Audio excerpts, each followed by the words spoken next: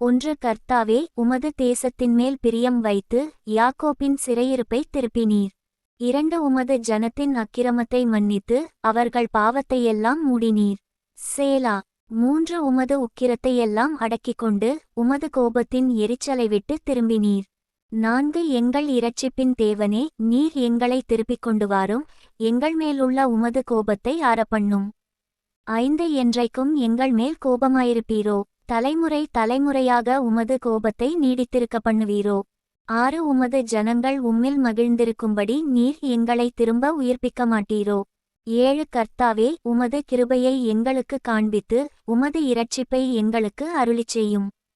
8. கர்த்தராகிய தேவன் விளம்புவதை கேட்பேன், அவர் தம்முடைய ஜனங்களுக்கும் தம்முடைய பரிசுத்தவான்களுக்கும் சமாதானம் கூறுவார், அவர்களோ மதிகேட்டுக்கு திரும்பாதிருப்பார்களாக. 9. நம்முடைய தேசத்தில் மகிமைவாசமாயிருக்கும்படி அவருடைய இரட்சிப்பு அவருக்கு பயந்தவர்களுக்குச் சமீபமாயிருக்கிறது.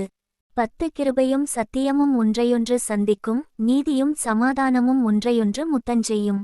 11. சத்தியம் பூமியிலிருந்து முளைக்கும், நீதி வானத்திலிருந்து தாழப்பார்க்கும். 12. கர்த்தர் நன்மையானதை தருவார், நம்முடைய தேசமும் தன் பலனை கொடுக்கும். 13. நீதி அவருக்கு முன்னாகச் சென்று அவருடைய அடிச்சுவடுகளின் வழியிலே நம்மை நிறுத்தும்.